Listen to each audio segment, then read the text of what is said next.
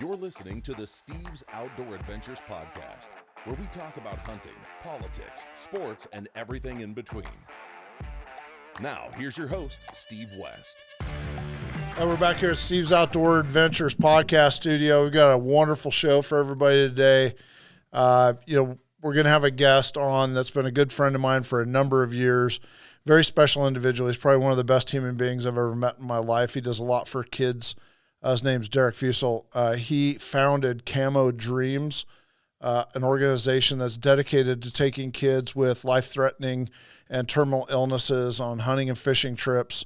He's based out of Florida, but he's come all the way to Oregon and done some stuff with us with these very special kids. And, I just can't say enough good things about him. And there's people in the world that do things for themselves, and there's people in the world that do things for other people. And he is someone that does things for other people before himself, like maybe one of the most I know out there. Yeah, without a doubt. I mean, you take like Tina that founded Hunt of a Lifetime. I mean, another very selfless individual. Yep. These people who have found a soft spot in their heart for all of these kids, they bring them on trips. They've fundraised. They do as much as they can. I know that Derek has funded a lot of stuff himself. He doesn't have the nationally known organization like Hunt of a Lifetime does yet. I'm going to use the word yet. Yep. We've tried to promote it in the television show. Hopefully he gets some banquets and other fundraising opportunities going because he got his 501c status, so it's a tax-free charitable contribution. I saw that on his website. Yeah, so anybody out there that wants to contribute to something that's very worthwhile, Hunt of a Lifetime is great, but Camo Dreams right now is going above and beyond, and they really need everyone's help. Derek's brought a lot of kids out here to the ranch. Our place is very special. It's one of the few places that's flat, and the elk like to congregate during the rut. And in lieu of hunting it ourselves, we bring these special kids in to hunt the ranch. And, to date, and this is like a track record, I'm going to knock on wood because we got another kid coming this year. Yep. And Derek just signed off on their paperwork the other day, so we sent it to ODFW. But to date, I've never had a kid come to the ranch on one of these tags that didn't get at least a 6-point bull. Nice. 100%. And how long have you been having kids up at the ranch? Going back to even the Hunt of a Lifetime days and some of the stuff we did before even Hunt of a Lifetime came around, like when it was like the Make-A-Wish Foundation before they became anti-hunters. Yeah. I want to say 18 years. I think I'm at 42 kids total. That's awesome. Yeah. Yeah. And then we've done a number of kids that was their first elk hunt or, on the cow elk tags and stuff like that. So and I mentioned this to you the other day that there's a lot of people who watches our fans of Steve's Outdoor Adventures, watches our television program that, thank me and tell you thank you through me on how much you've given back to the kids and terminally ill and that kind of thing. And so I just want you to hear that from me because I hear it a lot and you don't get to hear it enough. Well, I mean, and at that, I still feel like we haven't done a lot. We've tried to up our game a little bit. When we didn't have the terminally ill kids come, we tried to get a tag for a wounded veteran. Yep. We over-publicized that when we did the TV show with Kyle. He shot that great big bull we put on national television, and now those tags are gone overnight. I mean, it's incredible how fast those tags go because the state of Oregon can't have a free-for-all on them, right? You've got a limited wildlife resource. It's renewable as long as you don't harvest too much. And, there's 5 elk tags for terminally ill kids. There's 5 elk tags for wounded veterans. They have 5 deer tags, 5 antelope tags, and 5 bear tags. The reality is that Oregon doesn't have a tremendous number of good deer. It's not a really good deer hunting opportunity yet. Maybe that's going to change at some point in the future. But there are some good opportunities with antelope, and I'll admit that I've been looking at some of those opportunities for antelope. And that might actually be kind of fun to do an antelope hunt, especially given we had that 90-inch antelope killed here in the valley this past year. That might actually be a fun way to spend the first week of August. But, to do stuff for the kids and try and step our game up, we bring these kids in. We try to make them movie stars for a week. We put the cameras on them. We take photographs of them. We make them feel special for a week. Hopefully, they enjoy it and they remember it always. Yep. We're going to talk about some stuff with Derek. I've kind of got some quirky rules that not everybody agrees with, but I do it because I'm doing this strictly for the kids. I'm not doing it for the parents. I'm not doing it for Derek. I'm not doing it for anybody. I do it for the kids. And I'm still trying to get into heaven. I'm not certain it's going to happen. So, But I mean, we've got a lot of stuff that we're trying to step up our game on with regard to that, because if we can make that year special for one or two kids, I'll do it every year. I mean, I wish I could get at least one or two kids every year. It's just sometimes the tags aren't available because they're in such demand. Yep. Well, you do a great job with that, Steve, and I know a lot of people appreciate it. Well, I hope, like I said, we got it. We do have a kid coming this year. Nice. Yep, Taylor Johnson. Taylor's going to get a cute little package in the mail this week that says, "Congratulations, you're going elk hunting with Steve." Yeah, send her the hat and the signed poster and whatnot. That'll be cool. Yeah, I talked to her dad the other day and explained the rules to him, made sure he was down with the rules. Yep. So he was. He argued with me for a minute on one of them, but we got her tuned up. Yeah, worked it out. Yeah, we worked it out, because really in the end, like he said, it's all about his daughter. And it's about his daughter having the best possible hunting experience imaginable. Yep. And we just, we want to make sure that those memories last forever. Yep. So. And one thing I like on Derek's, our guest today, is what his website says is some kids dream in camo, right? And so when they have these wishes that maybe otherwise will never get the opportunity to, and the number one thing when they put up their hand, what they would want to do is hunt, and sometimes hunt with specific people like yourself. So it's really cool to be able to connect them to their, maybe last wishes, to be honest with you. So, well, and we have had some issues in the past though, with maybe the parents want the kid, maybe the parent is that's what they want for them. Yeah. They want that for them. And when I've been out on a hunt with a kid before that looked at me and was like, yeah, I really don't want to be here. It actually happened. Right. Yeah. And I was like, really, what would you rather be doing? He was like, I would rather done anything. I was like, Disneyland. Oh my God. Yeah. He would love to have gone to Disneyland. I was like, cool. You're going to Disneyland. What do I care? If you don't want to be here hunting, we don't have to go hunting. Yeah. And that's why we talk to the kids now. Yeah. We want to make sure we get the right. Well, and more importantly, there's only 5 tags. Okay. If we pull a tag out of the pool because someone's parent wants the kid to go, we're taking the tag away from a kid who really wants it. That's not fair. Yeah. And so, that's what, Make-A-Wish Foundation is for, is trips to Disneyland. Mm-hmm. Okay. I'm like, as Ric Flair used to say, you want to go to Disneyland, go to Disneyland. Yeah. If you want to take a ride on Space Mountain, woo, call Steve. Yeah. I get it. And the Ponderosa is the Space Mountain of elk hunting. Yeah. I mean, that's why we hunt there. That's why we take the kids there, because we can plug it in. For sure. So, hopefully this is something we can do for many years to come. We take a look and see here. Yeah, we got a couple more minutes before I get to call Derek in on the show. But, something that a lot of people aren't aware of is that almost all of the Western states have special programs for kids who are terminally ill or have life-threatening illnesses, that if the doctors will sign off on the forms, they get a special tag. In Oregon, it's the equivalent of a governor's tag. By the way, the governor's tag sold for $71,000 on Friday night. I was bidding on it for a friend of ours, And let me tell you something. That's significantly more than you thought it was going to go for, right? Double. And that's 2 in a row that went sky high. Yeah.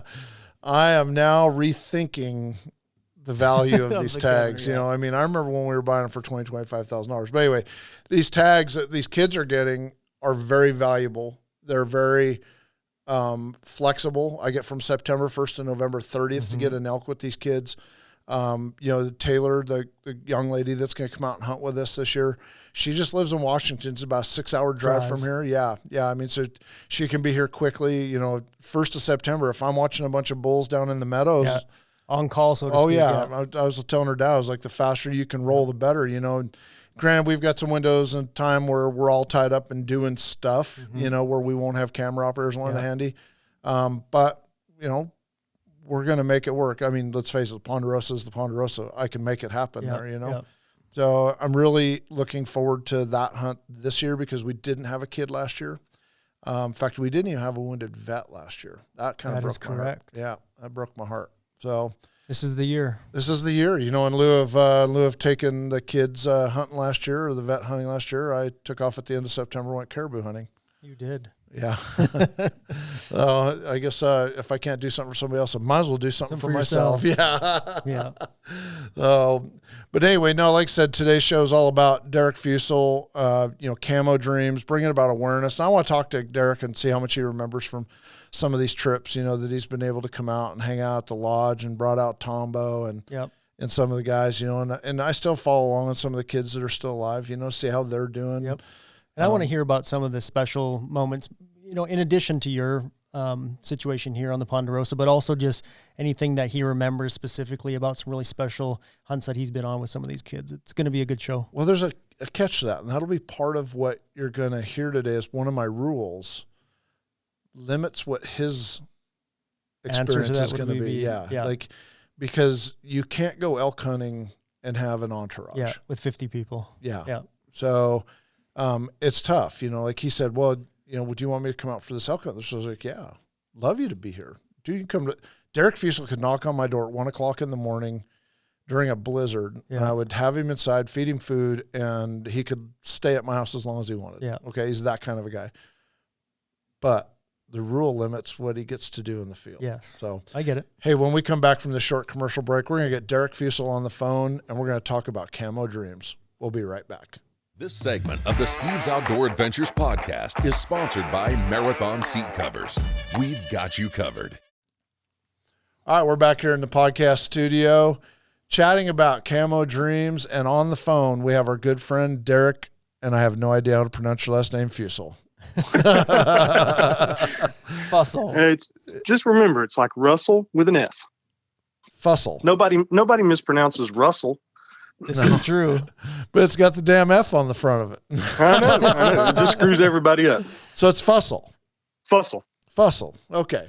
Derek Fussell. Well, I did pronounce that incorrectly several times earlier. Anyway, on the line we have Derek Fussell, and fussing about his last name and the pronunciation that I keep getting wrong. Yeah. It's only been a decade. Do you think I get it right by now? Anyway, Derek, how's everything been this year? How's the Camo Dreamers? Doing good. We've gotten back on track after Hurricane Michael messed with us back in 2018, and we did 4 hunts to wrap up our last our hunting season this year. We just did 2 weeks ago. Trip number 91 was the 9th annual Kayla James Memorial Hunt with Buck Commander.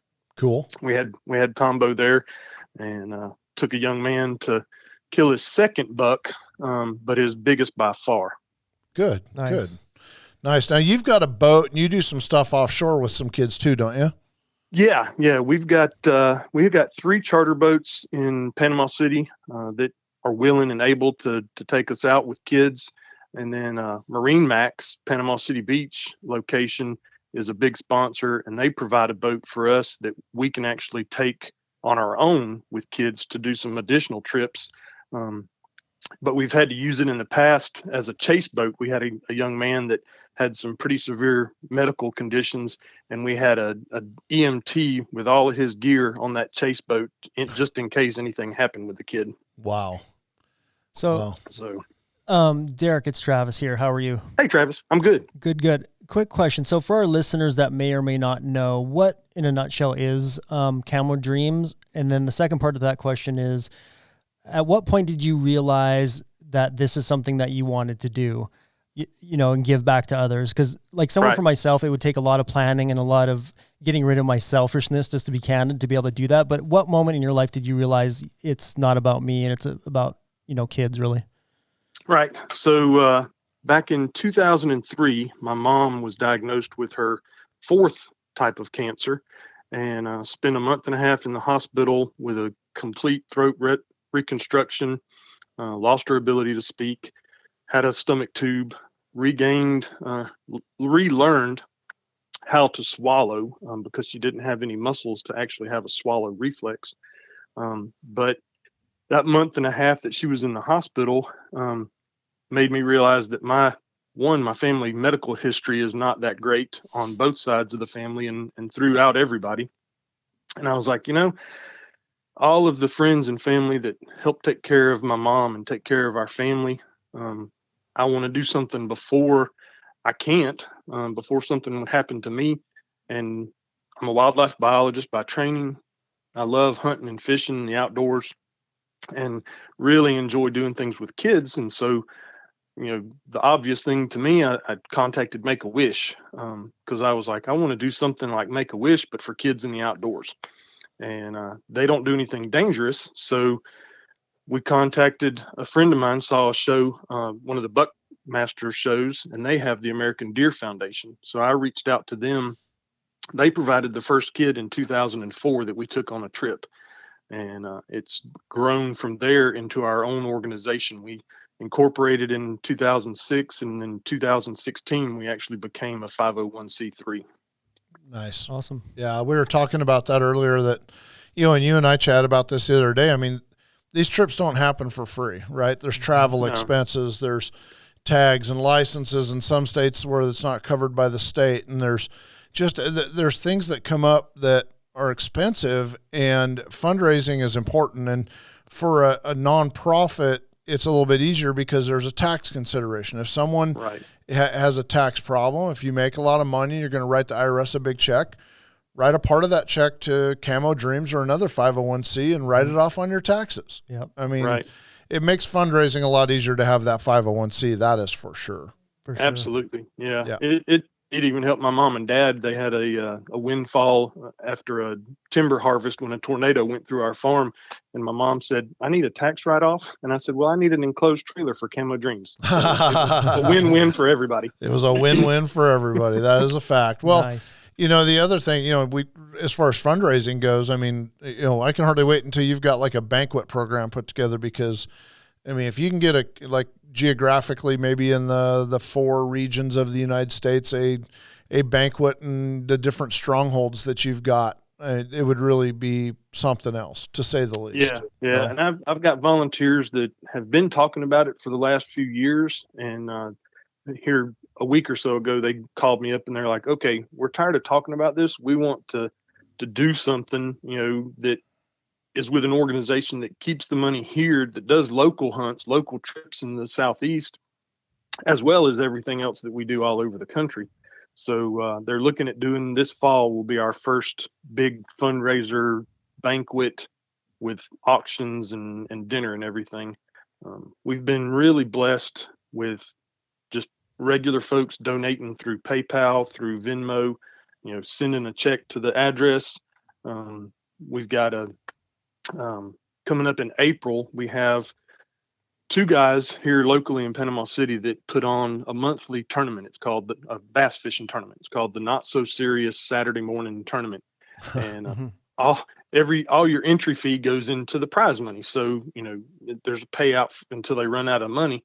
And these guys just do it for fun. They contacted me 3 years ago and said, hey, we'd like to, do Camo Dreams as a beneficiary for the tournament, add a little bit to the entry fees, and give some back to Camo Dreams. Last year, I think they did over $9,000 that they handed us. Nice. And so this year will be the 3rd annual bass fishing tournament, and they're hoping that they can keep growing it and getting bigger and bigger. So we're excited about big fundraisers like that, and then there's the little things. I took a kid hog hunting with Deer Meat for Dinner, Robert Arrington, YouTuber. I know Robert. In South Florida. Yeah, I know Robert. Yeah. And I've had, probably 15 or 20 people make $500 to $1,000 donations through PayPal, and said, nice. Keep up the good work. This is great. This is awesome. Love seeing this. Yeah. So since we're on that subject, how does the average person that may want to contribute kind of find where they can, I guess? Like, where is it your website or? Yeah, our website has an actual link. You can just click on PayPal, or I've searched it before for people. If you go to PayPal and search Camo Dreams INC, you can donate directly through there. I think my address is on the website, so they can send a check if they don't do electronic PayPal or Venmo something.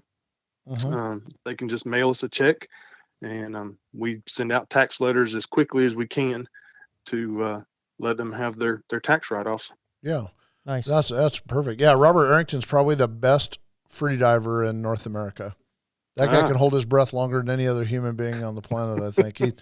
He's a phenomenal spear fisherman, deep dive, 5 minute or maybe. I don't know, but he holds his breath and for a long time. But I've watched him shoot some marlins and done some really big fish with spear guns. Crazy. He is. I mean, if I can tell you this, if I was like dying of cancer, one of my wishes would be to go dive with Robert Arrington. Yeah. I remember his videos are inspiring to like wish you could hold your breath long enough to just swim with him. Yeah. The funny thing was the kid that wanted to hunt with him contacted me. It took about 3 months.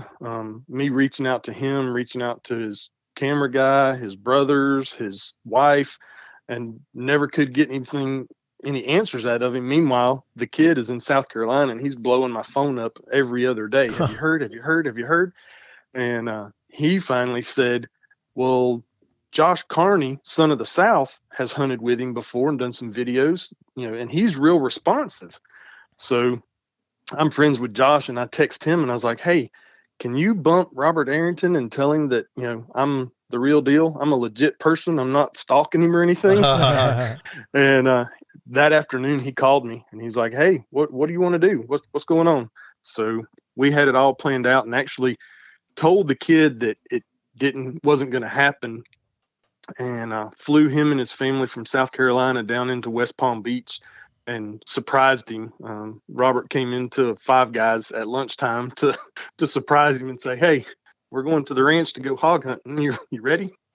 Nice. That's awesome. So the other side of the coin is, how do you find the kids that you take or connect up onto these, trips through Camo Dreams? Yeah. So a lot of them have come from us being on television shows like Steve's. Yep. Buck Commanders had us on for the last 11, 12 years. I've had several after the YouTube video that Robert put out. I had several contact me and ask for applications. A lot of them, believe it or not, there's a huge network of not just organizations like me, but the families. And so when these families are going to other trips and other places and they meet other, I say that Camo Dreams is a family, and the families will share and say, hey, have you done a hunt with them, or have you heard about this organization?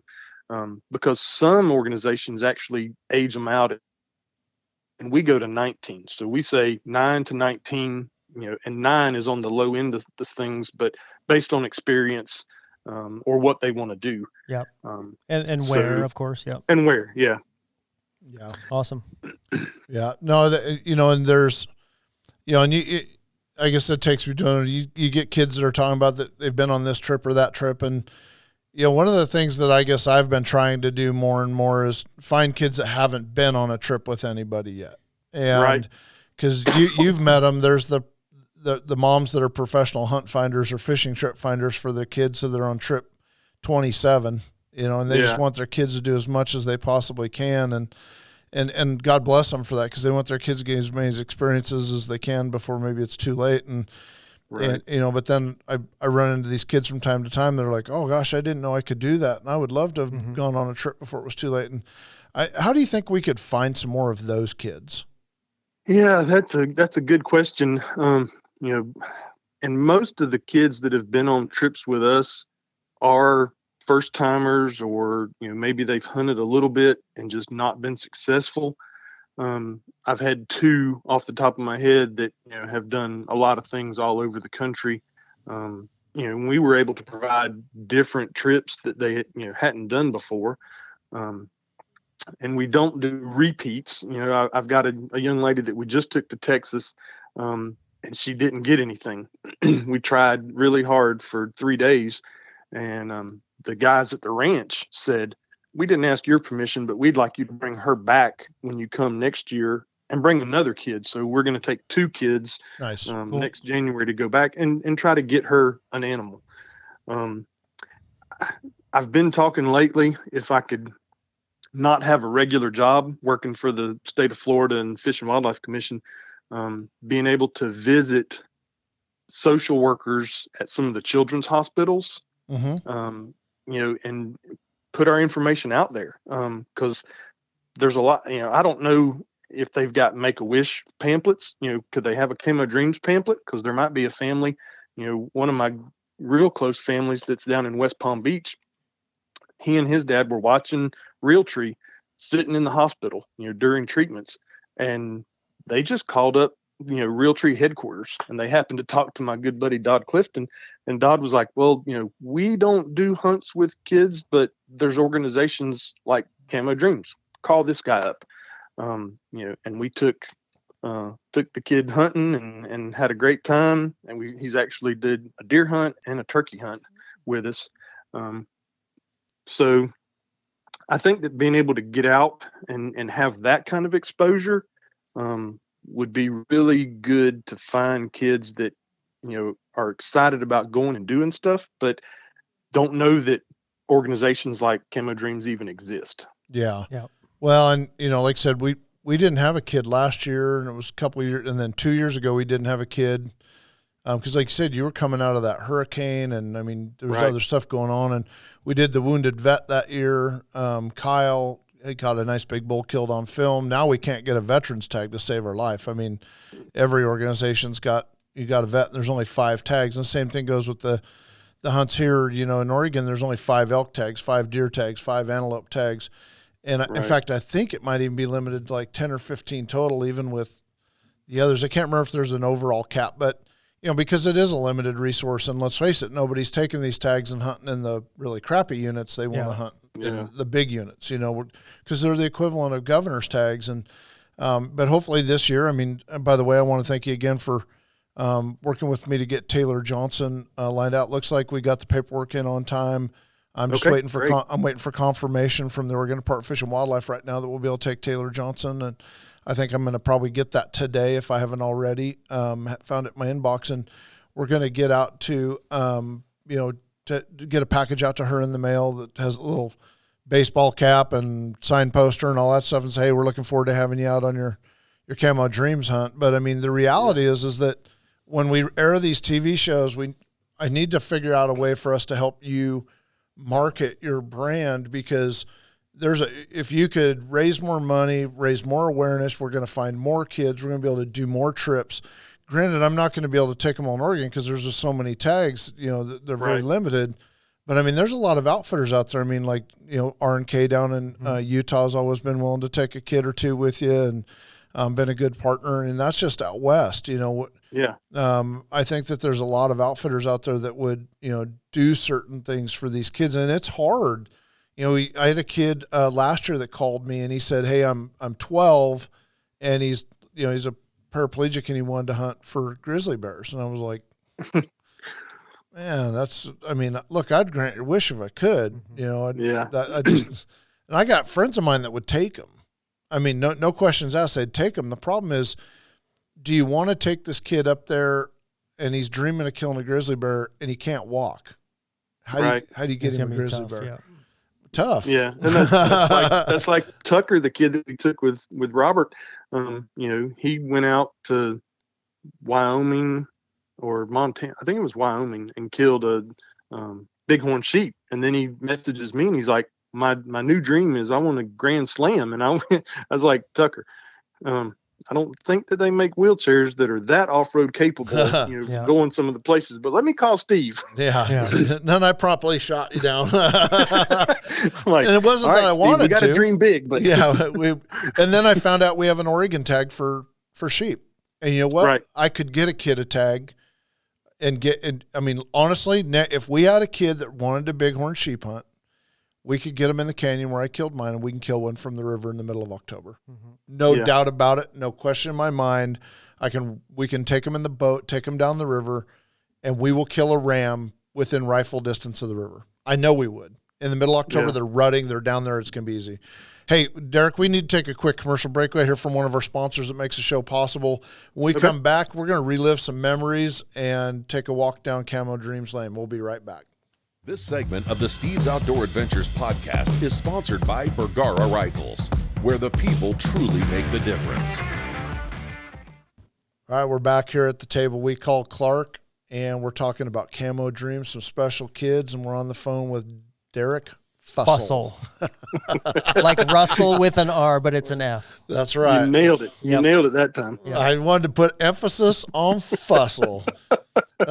Hey, do you remember the first kid you brought out to hunt with us? Jason Smith, Oklahoma. Negative.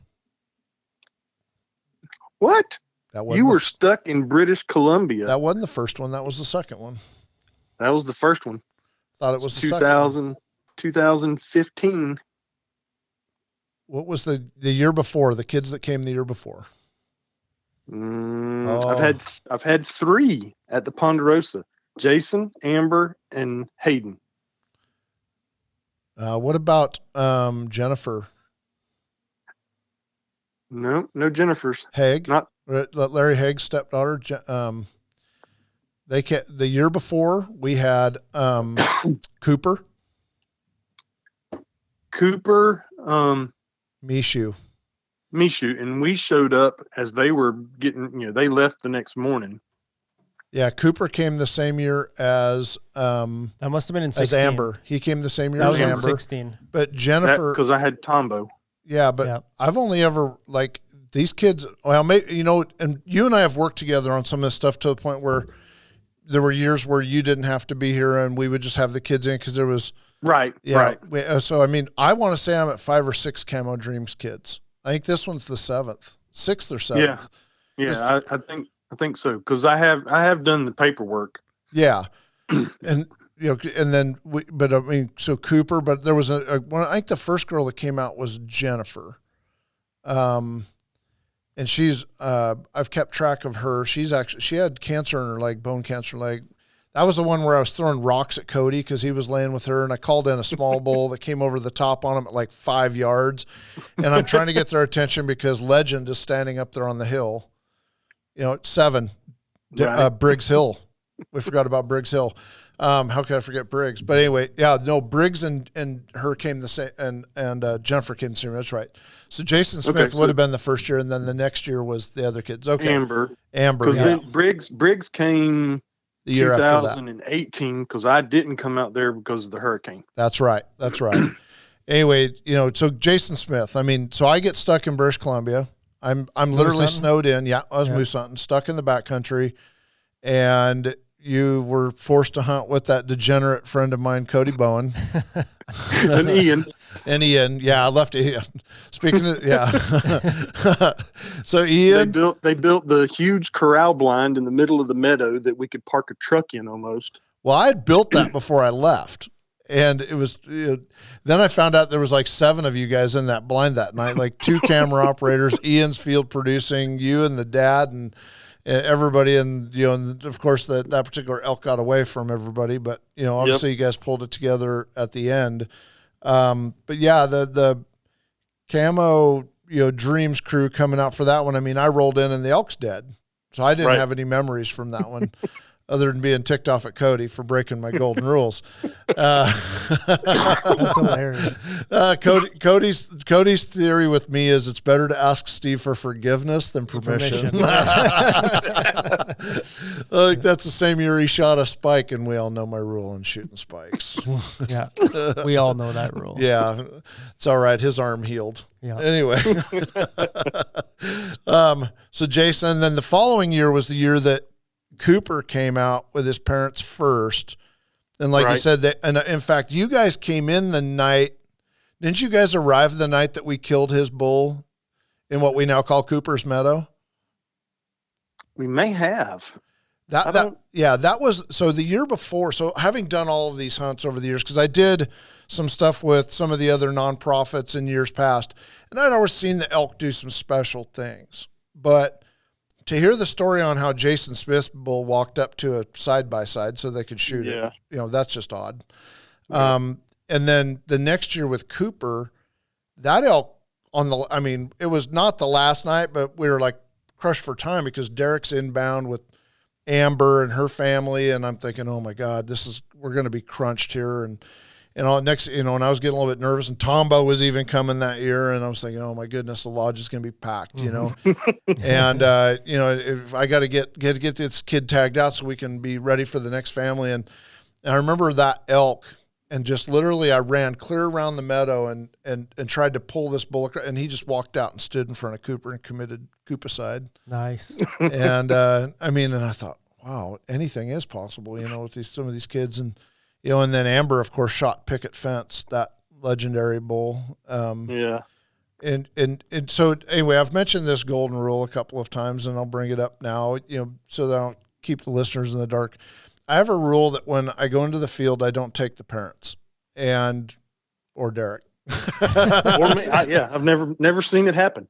Yeah, I mean, but here's why. First off, I'm out there with one or two camera guys, a kid, and then I've got the other kid named Cody. And Cody's already blind and deaf, so it's like having like half of a kid, really. Yeah. I mean, that wears a badge. But anyway, he's awesome. He's one of my better friends in this world, and he's a great elk hunter. But we've already got a ton of people there, so it's really hard to take more people. And sometimes I like to do things with the kids that are like I've picked them up off the ground and hauled ass, Yeah. By the belt. Yeah, and I mean, I've had parents look at me like, "Did you just snatch my kid off the ground?" Yeah, and we just killed an elk. And so I realistically try to keep this down. So back at the lodge, whenever I'm out with a kid, I'm back at the lodge is Derek, and he's talking to the parents or parent, however many have come on the trip, and they're bored as can be, listening to elk bugle around the cabin. And we're out there like hustling with the kids and having a good time. So when you hear me talk about some of the rules, one of the rules is we don't really have room for the parents or anybody else in the field, along with myself, Cody, 2 camera guys, and hopefully a great big bull. And so it becomes very difficult sometimes for some of the parents to sit back at the lodge going, I want to. But what's happening? Yeah. But the other reason I do it, and I found this out the hard way sometimes, was I've had kids in the past who weren't there because they wanted to be there. And the dad wanted to be, basically the dad was living the hunt through the kid. Right. And I've literally had parents sit down with the kid and help, years ago, and basically try to manhandle the gun on the kid so that they were the ones killing the elk. And so in my mind, I had to draw a line. It's too many people in the field because we're trying to make this special, film a television show, make the kid a superhero for a week so that they're on par with Steve West and Tom Beaumartin and all the other guys who live in front of the camera. But also I do it so that they're there for their own reasons, the kids, and I'm hoping we see less and less and less of that. The other day I talked to this young lady that's come, I talked to her dad, and I was like, look, here's my rule. And I can tell within the first 3 minutes of a conversation if this is something the dad wants to do or if this is something the kid really wants to do. Yeah. Right. And his response was perfect. He said, he goes, I would kill to be out there with you guys, but I'm here on this hunt. I'm going to take my daughter on this hunt with you because it's what she wants to do. Yeah. This is about her, not me. And I'll have Cody babysit him somewhere. They'll go spotting or scouting or something. But it's also really fun, like camp life up at the lodge and eating big meals, and like the time not just on the field but after is really fun too. Oh yeah. And hunting stories and sightseeing. Drive around Eastern Oregon, see stuff. After Jason killed his, we had a couple of days to go sightseeing and do some stuff. Yeah. And Hayden killed his. We went up and found some snow and just had a good time, being there and seeing stuff that folks from other parts of the country don't get to see. Oh, you got Wallowa Lake and lots of stuff. Yeah, if the parents are into it, they can run over to Walla Walla. I mean, while we're hunting, as much as I like the parents, because my plan is always, hey, we just killed the elk. Get on the phone, get a hold of somebody, put the parents on the side by side, bring them out to where we're at. Photo once time. the elk is done, man, I want everybody, like we did with Derek's parents. Remember, we had them, had everybody brought in, and we had a great big, family gathering right there at the elk, and that was special. At that point in time, it was special. And that's the moment that's for everybody. And so go ahead, Derek. Go ahead, Travis. I was just going to ask Steve, is there a special rifle that the kids get to use, or is it different? Do you provide the rifle, or is there one specific that's got a bunch of notches in it from the kids, or is it change every year? Where are you at with that? Well, we're in the process of change. We have the 308 that the kids have been using for years. I don't even know how many elk because we've also used it for adults and other kids on their cow elk hunts and everything. I mean, the reality is that that's a gun that's counted a lot of coup, but we're also bound by sponsorship requests, right? Yep. So that's an older Bergars, rifle. And this year we've got the new carbon fiber guns that are going to be out. And nice. So we're going to have the kids hunt with one of the new model, but I can remove the plates. I can shorten them up. I can fit the gun to the kid. All the kids that come out shoot a suppressed Bergar rifle. By the way, how do you like those new suppressors, Derek? Love them. We used it 2 weeks ago and went to the range, shot it a few times just to make sure that the rifle that I put it on was still zeroed and everything. And the kid couldn't believe. I mean, he made a great shot, and it was it was perfect. Cool. I like it a whole lot. Cool. Yeah, we have a very simple 2-piece adventure hunter suppressor design. I mean, we use them ourselves, and I helped a guy that owns GPM. I was basically talking to him about his design, how to make it shorter, more compact, and hunter friendly, and so it's called the Adventure Hunter Suppressor. We have it for sale on our Adventure Armory website. But anyway, we take the Bergar rifle, put a Burris 3 to 15 or 4 probably 3 to 15 every time on it with a custom turret, and then we put the suppressor on it, and we set it up for the kids, and we try to shoot prone as often as we can off of a backpack, off a bipod, maybe set up the death grip if we need to, if it's going to be super short range. But yeah, and then the other great thing about owning the Adventure Armory is if we get a kid here and the gun doesn't fit them, I've got 20 more, right? I mean, we will find a gun that fits a kid perfectly every single time. And the ammo. Yeah. I mean, to me, it's about, making sure that the kid's set up properly. We've got the range right there at the lodge. We've got everything we need right there at the lodge. I want the parents to travel in light. I was talking to Taylor, the girl who's going to be coming, her dad, and he was like, well, we bought her a 7, and I was like, yeah, go and leave that one at home. It's wrong brand. Yeah. I mean, as much as I want your kid to shoot their own gun, I need them to shoot the other one, because if we want to film it, I kind of got to abide by sponsor rules. But yeah, I mean, for us, we try to keep the kids in a light enough caliber that they can shoot it accurately. I don't want a kid getting knocked all over the place with recoil, but at the same time have enough terminal performance and energy to kill an elk. I've loved the 308 for 100 years. I mean, the 308 to me is the best ever caliber all the way around for these kids. It kills those elk deader than a doornail. I mean, the biggest bulls have dropped to a well-placed 308 round. Perfect. So, but yeah, to answer your question, yes, we have guns. Derek, for what kids. were you saying? I didn't mean to cut you off. Oh, I don't even remember now. Steve distracted me. I was gonna say, with some of our kids that can't pull a trigger or shoulder a rifle, we've got equipment beyond just the guns.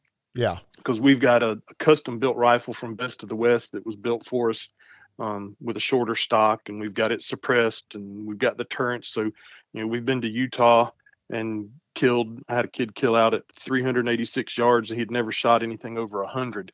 Then we've got a Diamondback rifle and 300 blackout, and it's got ATNX sights, so we can actually Wi-Fi to our phones and watch if the kid can shoulder the gun, we can watch where they're aiming, make sure they're in the right spot.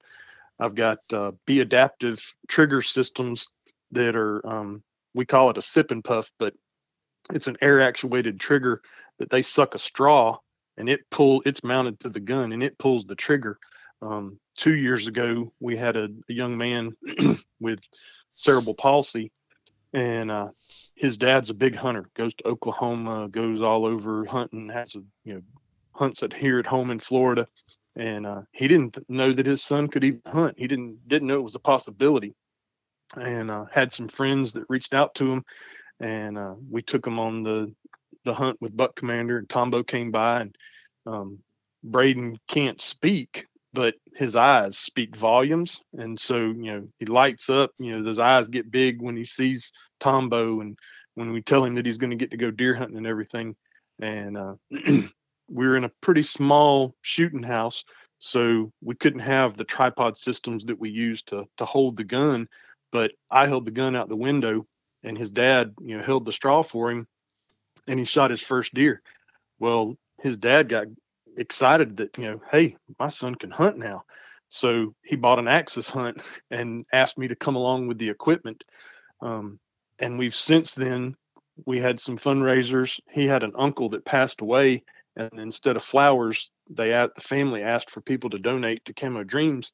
So I had 6 Braden Bryant edition sip and puff systems built and custom Cerakoted, and had all engraved and everything.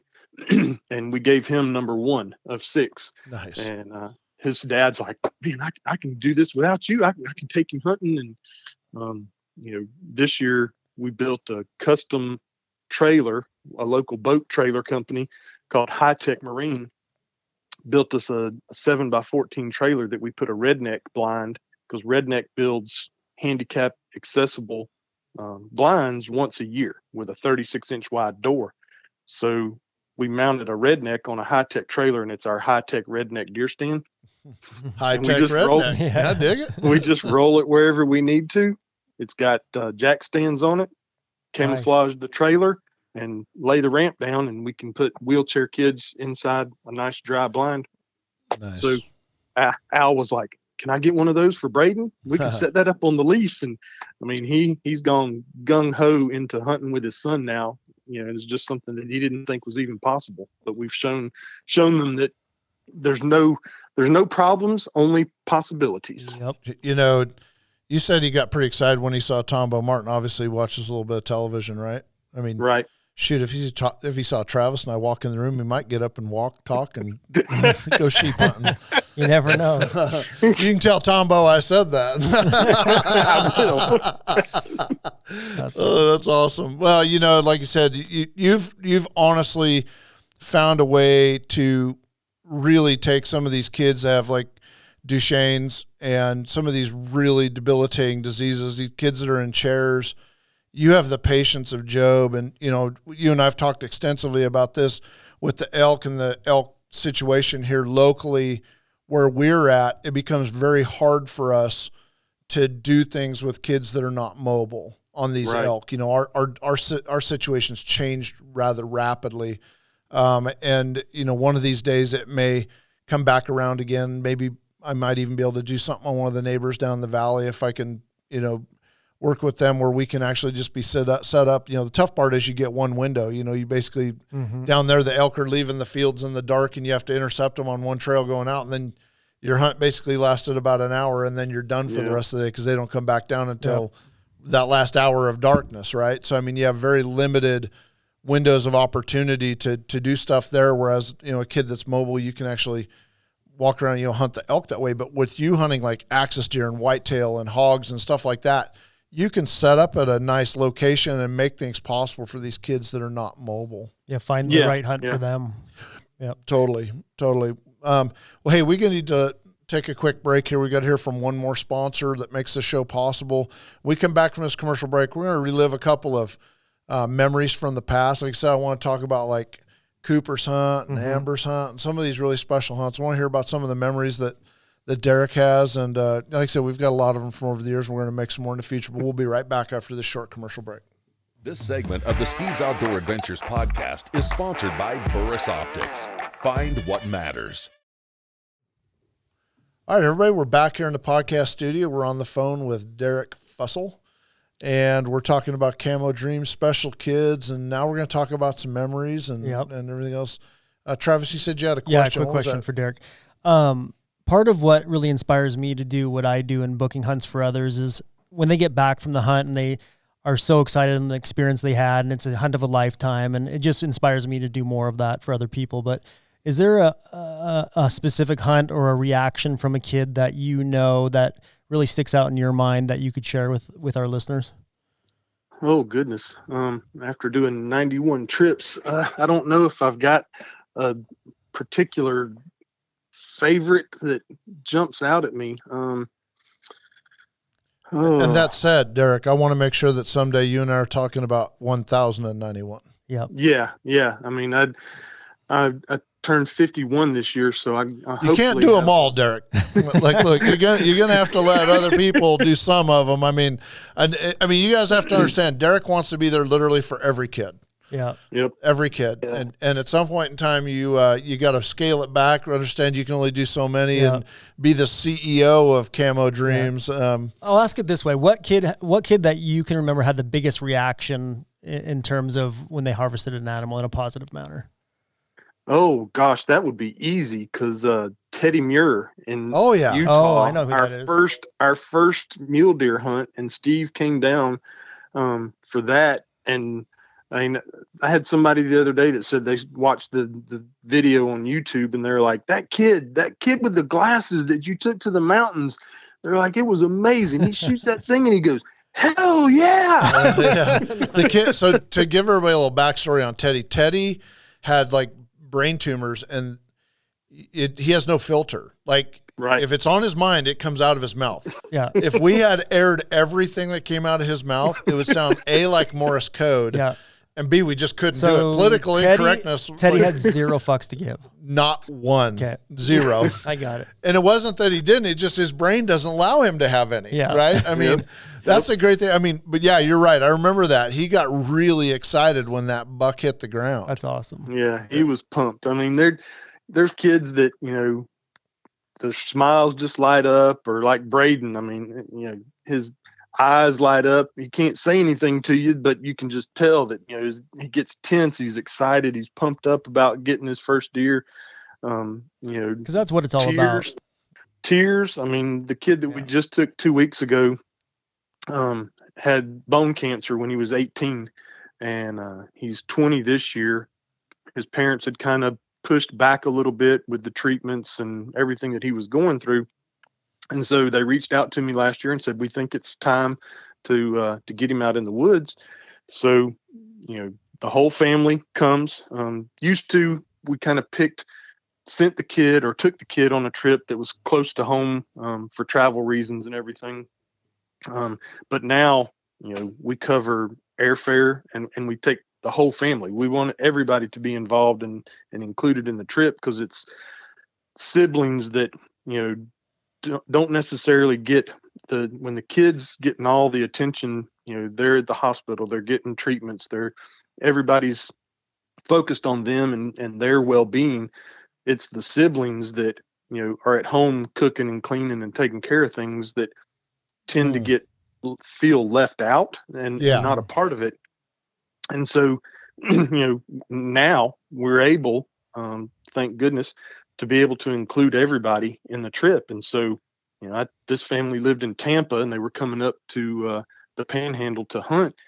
And I was like, everybody comes, and they're like, what can we bring? I said, we got it all taken care of. All the meals, all your food, we're staying on the property. And the little brother actually got to kill an axis deer. Cool. So, making a memory for him. Or we've been other places where we've actually had the landowners say, hey, Tombo, you and Derek take this kid and, take the brother and let him go kill a deer on another part of the property, while, you got the cameras on the other kid trying to kill, that's here for the hunt. So to me, it's making the memories for everybody, and 2 weeks ago when they came up with the deer on the back of the side-by-side, the mom just, tears were streaming down her cheeks, to be able to see their son's reaction, be a part of it the whole weekend. And I just delivered his deer meat to him, all processed, vacuum packed, ready to go, over to Tallahassee this weekend. And mom's texting me. She's like, what do we owe? What can, I'm like, nothing. Everything's taken care of for you. Nice. So that's the goal. Making those memories and the smiles that we put on the kids' faces is what it's all about. Yeah. I remember, I was thinking about, first off, all these kids have like diseases, have weird names. Do you remember what Cooper Michu's disease is? CMT, Charcot-Marie Tooth Syndrome. Yep. You're the only other person I know that knows how to pronounce that. Impressive. Yeah. Anyway, we take these kids out, and I remember the one reaction that I got one time was pretty cool. He was really quiet. It was Briggs Hill, and we killed that big 6x6 bull, and we shot it, and I just saw it going into the trees, and I thought, oh man, I thought he maybe hit a little too far back, but I wasn't sure because it didn't. The 308 doesn't make a big red spot. It's pop. Right. It turned around, and I was like, shoot again, pop, and I thought he got him maybe a second time. I wasn't sure. It was happening fast. We watched the video back. I called Cody, said, all right, bring Bren over here. Bren's his dad. His dad happens to be a country western artist, and he's a cowboy poet. As far as I'm concerned, the guy's got words that I could never string together and make them sound good. But anyway, they get there, and I was like, all right, I want you guys to stay right here and walk me into that spot over there. And, of course, Cody, he doesn't want to sit there. But I was like, you will anchor your ass right here. Don't move and make sure I get to that spot over there. So I get over there and I find a little blood and I follow it in there, and sure enough, there's the bull laying there. Nice. I was just like, yes. But at this point I can't, and I have Ian with me, of course. And I was like, all right, you guys down for And the kid's excited. I mean, the kid was like, oh my God, look at the size of this thing. It was so cool. It's like, all right, you guys want to have some fun with those two idiots? And they were like, oh yeah, we're down. It's like, all right, Ian, go over there and sit with Briggs next to the elk. And I'm going to act out like this elk is wounded and running away. As I know, and Cody's driving my truck. Now, I wish he'd been driving his own truck after what I saw happen to my truck. But I call him up on the phone. And I was like, Cody, this bull's bleeding out over here. And I said, he's definitely still up on his feet and on the move. And I said, crap, there he goes. He's running. And I hung up the phone and like pretended like I was running through the trees. They're watching me from 250 yards away. And there goes your truck 1,000 miles an hour. My truck came off the hill like in the absolutely such a wrong fashion. And it spins around. It gets over these bouncing through boulder patches and everything else. And Bren jumps out and is running toward me, and I see a 45 in his hand. And I'm like, oh, Jesus. Just kidding. And Cody is flooring my truck through the boulder patch around the corner. He's trying to cut this elk off that is not there. It's not there. Bren gets to me, said, where'd it go? And I'm looking over Bren's shoulder, and this elk is laying there deader than a doornail, and his kid and Ian are sitting next to this thing. And I was like, it went that way. And he was looking around. He's like, well, I was like, hey, hold on a second. I was like, Cody will figure this out in just a minute. He goes, figure out what? And I was like, I just took his body and turned him so he could see his kid laying there next to this elk. Nice. And it's a big 6. It was a nice bull. And I mean, and the reaction I got out of Brent at that moment was just like, bam, like just his whole face lit up, everything lit up, cool. And we had the benefit of him singing to us a couple of times while we were up there, and started us off on a couple of morning hunts where he was, before daylight, where he had the guitar out playing for us and whatnot. And that made that trip pretty special. But the biggest reaction I ever saw was definitely from Brent Hill. I bet. And you have to understand, they came back 3 times. So he was my only kid that year. I remember that. Yeah, and we had Legend. And it's on me. I got obsessed with Legend. We killed a bull that we let go at point blank range 2 weeks earlier. I was obsessed with trying to get Legend, and I thought I had the right kid to get done, and I did have the right kid to get it done. We were just up against a worthy adversary and a pack of wolves that was just destined to move those elk around regularly. And yep. if there were no wolves in my system out there, we kill Legend. I know it. We were within 100 yards of him once. I mean, oh my God, that was just such an incredible hunt. We had Legend with Jennifer. That's where I was throwing rocks and a bugle tube at Cody, and I can see Legend standing there 150 yards up the hill. I remember seeing the footage on that. They had a tree branch blocking their view, and I couldn't understand why they weren't just killing this thing, but I didn't have their perspective. If they'd have been back where I was, Legend never makes it to that next year, Yep. We had Legend 3 times with Legend 3 different has kids. 9 lives, maybe more. I put him somewhere around 13 right lives, now. yeah. So like for real. Yeah, 13 years anyway. Yeah. But yeah, he's big, and I saw him this past year for just a second, and and my dad shot the wrong bull. He shot Legend Jr., son of Legend, and which is a hell of a nice elk as well. But I would have liked to have got Legend, and who knows? Maybe Legend died on the winter range this year. I guess I'll know if I find his sheds and maybe see him coming back. But like I said, special place, lots of special memories. What I was trying to remember with Teddy Muir when he came out to Utah. That was wasn't there another kid with you on that? It was a young girl, right? That was the next year. So that was the next year. I thought it was the same year. That was the next year. Okay. Yep. Yeah, and I remember she got a real nice buck too. She got a real nice mule deer, and she's got cerebral palsy and didn't have real good balance with walking and stuff, and so we got on the side-by-side and rode and found her a really nice buck. Bren Hill sang to us that night at the South Fork Lodge, and that's where I connected and met Bren and brought his son out the next year. Oh, cool. That was super cool. How we talk about how we find kids and the family. Yeah, and the family. Being able to bring them all out for a couple of days. That was all around just super special, and hopefully we get a chance to make tons and tons of memories like that again. And like I said, it starts this year with this young lady that's going to be coming out, Taylor. I'm really looking forward to. And you guys have had some young ladies before that. Like I think either with Cooper, same time frame. Well, or that after. was Amber. Yeah, Amber Monzingo. Yeah. And then there was one in between there too, wasn't there? Or was Jennifer. Yeah. Okay. Yeah, Jennifer. Well, one of them was pretty tall and could walk. That was her. Oh, she Jennifer, could. Yeah. Let me tell you something. Her and I could walk away from Cody. She had long. I mean, she's a tall, athletic girl, and I mean, she was 12 years old and could go. Mm-hmm. And I mean, I'll tell you what, and she could shoot too. She shot that coyote. We had elk bugling below us. We had that suppressed rifle, and that coyote just wouldn't let us alone. I was like, shoot him in the head. Pow. She pancaked his forehead. I mean, that was like 250 yards away. She smoked him, and I thought, all right, we're good on the elk. Yeah, we're good. When it comes time to kill this elk, it's screwed, you know. And you know, and I mentioned something when I first opened this show up today, Derek. This is how blessed we've been. Is of all the years, we're going clear back to when Make-A-Wish was still doing some hunting trips, and then, you know, early trips with some of the other nonprofits. I've never had a kid leave the ranch without a 6-point bull. Wow, that's impressive. Not one.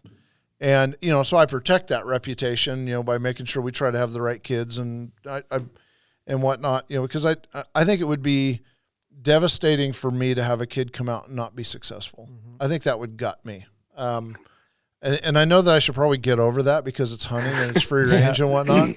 But I honestly feel I'm almost petrified to let a kid down. Mm-hmm. I don't know. Have you ever had that feeling, Derek, where if they're not successful, you just feel like you just puke? Well, we just try hard and do it again someplace.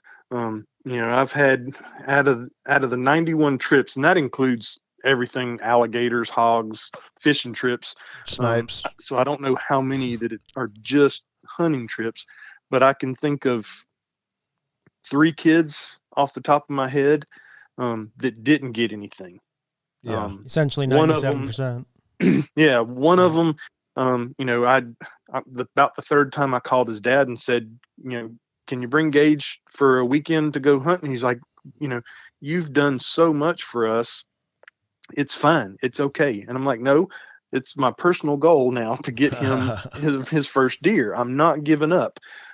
Plus need his personality. So come this weekend, you know, and they didn't bring the whole family that weekend. It was just a father-son trip. And it was close enough that they could drive. So travel, you know, expenses were limited. This trip that we just did out to Texas is a 2,000 acre ranch.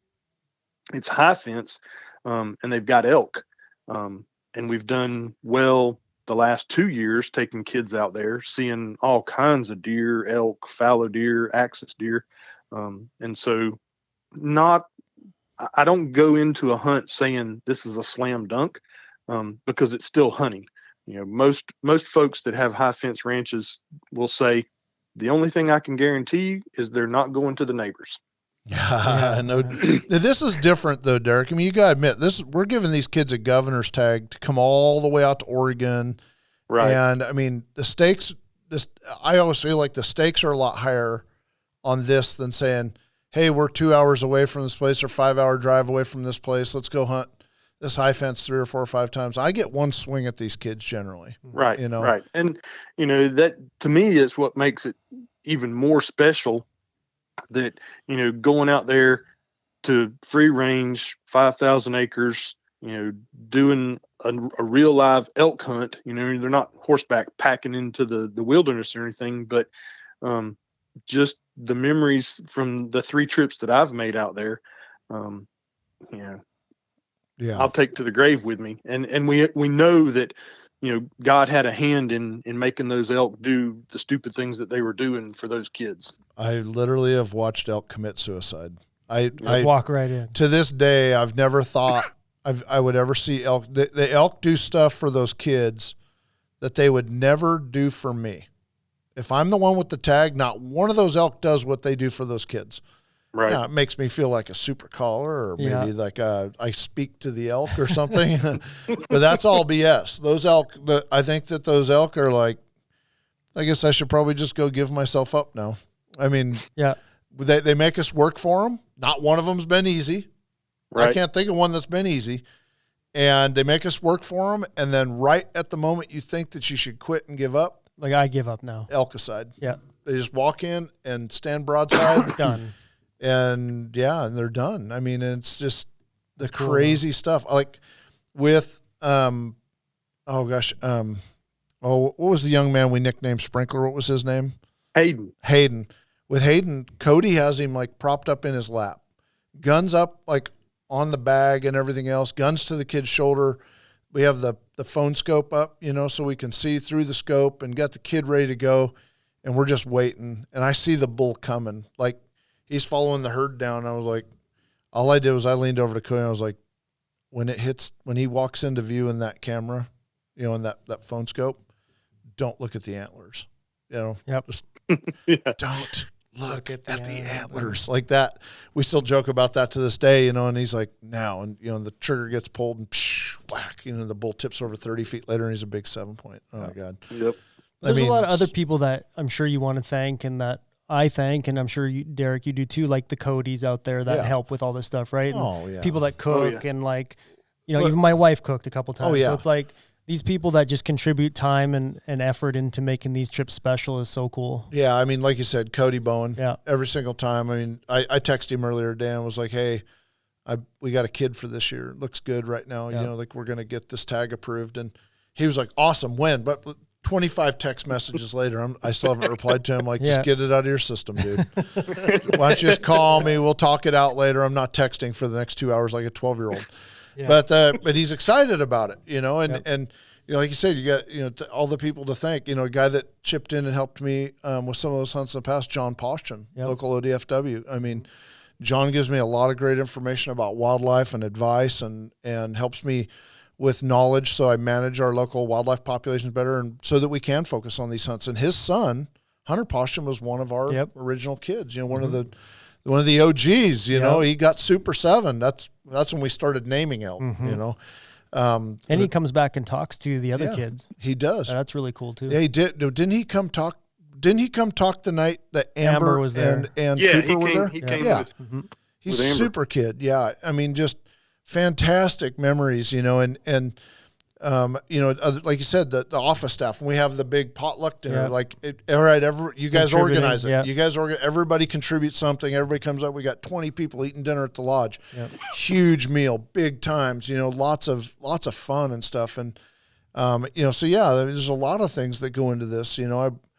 One of these days we'll get it figured out where we can get the cut and wrap on the meat, you know, included one of these days, get somebody locally to donate that. I mean, shipping it across the country. FedEx ain't giving up much there. So no, that hurts. Well, man, I'll tell you what. I mean, we got a big discount and it's still expensive, you know. But I tell parents not to worry about that. You know, I mean, the kid this year in Texas, their parents are in Ohio.